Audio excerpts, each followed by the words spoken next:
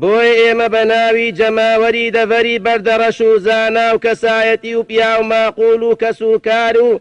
چین و توێژە جیاوازەکان لە خوێنی شەهید دکتۆر وشیار ئیسماعیل خۆش نابین و تا دوا هەناسە بە دوای کەیسەکەیەوە دەبین و داواش لە حکومەتی هەرێمی کوردستان و لایەنە ئەمنیە بەرپرسیارەکان دەکەین کە دۆزینەوەی تاوانبارانی شەهید دکتۆر وشیار بکەنە کاری لە پێشینەیان و لە دۆزینەوەی تاوانباری ڕاستەقینە و گەیاندنی بە سزای یاسای خۆی درێغی نەکەن.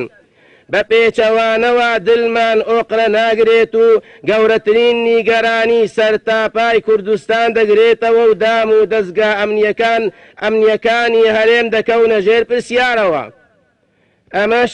دەرە ئەنجامێکی گەورەی بێمتمانەی دروست دەکات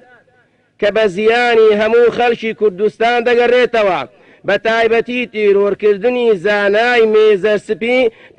پێشنەیەکی زۆر خەتەرناکە و هێرشێکی گەورە و ڕاستەوخۆیە بۆ سەر ئاشتی و تەبایی و بیری میانڕەوی و پێکەوە ژیانی کۆمەڵایەتی.